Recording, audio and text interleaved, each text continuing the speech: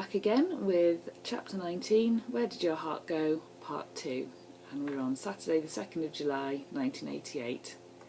We awoke suddenly to a knock on the door. I watched as James sprang out of bed and, grabbing one of the hotel rooms, just smiled and opened it. It was room service with breakfast on a tray, which the waitress left on a small table next to some French doors. Rubbing my eyes, I smiled at this opulence as James carried over 2 glasses of orange juice, and after putting them on the bedside table, he slipped back into bed beside me. "Morning, baby," he murmured, as I pulled him into my arms and the passion overtook us. This time James took much longer kissing and caressing me, so that by the time he slipped in I was weak with longing and my whole body was on fire underneath his touch. We moved together, our hearts beating as one, and I flew, high on this fantastic feeling of being with James. Floating back down to earth together, we must have slept a bit more, lying sated in each other's arms. By the time we reached the breakfast tray, the coffee had gone cold, but we enjoyed the croissants and orange juice as we sat at the table together in our dressing gowns, staring out at the blue sky and sea below us. "So where are we?" I asked between mouthfuls. "Lytham St Anne's," James replied. "It's the town just next to Blackpool." Opening the French doors, I stepped out onto the small balcony and smiled as the heat of the midday sun warmed my skin.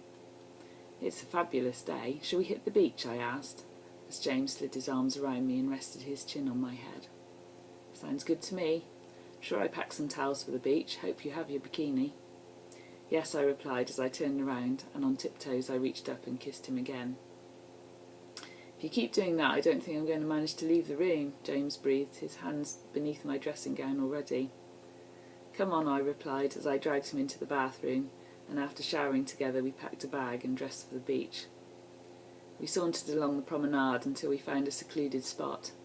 Lying on a towel on one of our rare hot summer days, I thought nothing could beat this feeling, especially as we were staying until James's 21st birthday on the Tuesday, before going home for a family meal and then a party at his at the weekend. "What shall we do with our time?" I asked, looking into his blue eyes and revelling in his hot gaze and cheeky smile. "Oh, obviously more time in the bedroom," he laughed wickedly. "We could go night clubbing in Blackpool tonight, and then there's the pleasure beach too, perhaps on Sunday, and a nice meal on either Sunday or Monday. What do you think?" "It sounds like a great plan. How about a dip in the sea now?" I suggested. "Race you," he replied as we both ran down to the shoreline and into the cold waves. We soon warmed up again on the beach, and then we stopped at McDonald's for tea before returning to the hotel. "How did you manage to afford all this?" I asked, once we were back in our room and cuddled up on the bed, watching a spot of television. "Mum and Dad offered me some money for my birthday, so I asked if I could have an early loan, and I've spent some of it on us." We were soon changed and waited for our taxi to pick us up and take us out night clubbing. I'd spent the day practising my fake date of birth so that I could pass for 18 if anyone asked. However, we nearly didn't go out when James realised I was wearing my lilac-fitted dress again and almost took me back to bed there and then. I'd never been to a nightclub before, and I was overawed by the sights and sounds as we queued to get in. There were no issues on the door as we strolled in, and I gazed around me. Wow, it was fantastic, and the sort of club I wanted to work in as a DJ when I finished school. James had already told me it was the best in the area. We danced so much and I really enjoyed learning the moves to 900 number. By the time the taxi arrived to collect us, I'd already removed my heels as my feet were hurting. When we got back to the hotel, he picked me up and carried me through the door so I didn't have to put my shoes back on. Once back in our room, the bed beckoned, and after making love again, we both slept, holding each other, our breath in time with the beat of our hearts. Sunday the 3rd of July, 1988. This morning we managed to get up and go down for breakfast, as after last night's dancing we were both starving. It was another fabulous day, so we headed out in the car and drove to Blackpool to enjoy its many daytime delights. It was the tower first, and well worth the long climb up the stairs for the views at the top. On the way back down we took in the historic ballroom and watched the couples gliding gracefully around the polished wooden floor and the fantastic organ that appeared to rise up from below the stage. As we watched, an elderly couple spotted us and then persuaded us into a short, easy waltz lesson, taking each of us and going through the steps, and then they let us have a go together. It was great fun, especially when James lifted me up at the end of the song and kissed me there and then. After lunch of fish and chips, we made our way into the bustle of the pleasure beach and all the rides it had in store. We loved the old-fashioned Grand National roller coaster and got soaked on the log flume and also in the Tunnel of Love. Candy floss and hot dogs later, we were pleased to be going back to the hotel for a rest. Pulling me into his arms, James waltzed me towards the bed and we collapsed together in a pile of arms and legs as our lips found each other's and our clothes were soon discarded on the floor. As we moved into the usual position, I pulled back and looked into his eyes. "Can I try going on top this time?" I asked, feeling slightly nervous but willing to give it a go. "Sure," James replied as he swung me over so that I was lying on top of him, as we continued to kiss and our hands took in the shape and feel of each other's bodies, never tiring of the wonder it all brought.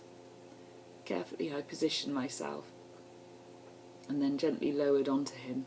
It felt so different and fantastic. Perched astride him, I felt powerful and sexy as hell. I shook my hair loose from its ponytail and started to move up and down, realising that this position was bringing me to my very first orgasm. As it hit me, I shuddered in his arms, gasping and kissing him so deeply that the rhythms that were moving through my body were overlapping with his, in a personal symphony of pleasure. "I love you," I gasped, a huge smile breaking over my face at the feelings still coursing through my body. It was spectacular, wonderful, and everything that I'd read and dreamed about, but more than that, it was ours. "I love you too," James grinned back at me. "You were fantastic up there," he breathed, as we stayed joined together, reluctant to part after what we had shared. That evening we wandered through the town and found an Italian restaurant and decided to eat there. The food was excellent and I couldn't help grinning all the way through it as I remembered our earlier moment together. On the way back we stopped to watch the sunset, and taking our shoes off we walked along the sand. I found a stick and drew a heart in it. Inside it, SM for JC, just like the heart we'd left on the bench in Ross. We left it there for the world to see, before the tide gently swept it away. Monday the 4th of July 1988. It's James's 21st birthday today, so I made sure I was awake before he was, as I unpacked my case and found his present hidden at the bottom. I placed it on the bedside cabinet and snuggled back into bed and started to gently kiss him until he woke up and joined in. "Happy birthday, James," I murmured. "Oh, I could get used to this," he replied as we moved together, gently at first but then with more urgency, until we both cried out in ecstasy. It was definitely true that the more we made love, the better it felt. When we paused, I saw him look over at his present and card. "Go on, open them," I implored, eager to see his reaction. "Okay," he replied, picking up the card. He loved it, especially as I'd written the words from Take My Breath Away inside. "On this endless ocean, finally lovers know no shame." He knew they were from his favourite film, as he kissed me with such longing that he did literally take my breath away. Then he opened his present to find some black silk boxer shorts and a tiny box wrapped inside them. Opening this, I watched him pull out the small St. Christopher that I'd saved up for, and even had engraved with the words, "JC, till the end of time, SM." "It's perfect," he replied as I helped him with the clasp. "I'll never take it off, as it'll be a constant reminder of you when we are apart." I grinned at him, full of so much love that I thought I would burst with all the joy and happiness. Charlotte sighed as she scanned through the next few entries, and then feeling tired put the diary aside. This is what she longed for, to feel what her mum had felt all those years ago. Pulling out her phone, she replayed the video clip of Mitch dancing. She would gladly dance until the end of time with him, if he wanted her. She quickly typed him a short goodnight text and then drifted off to sleep, dreaming of Mitchell.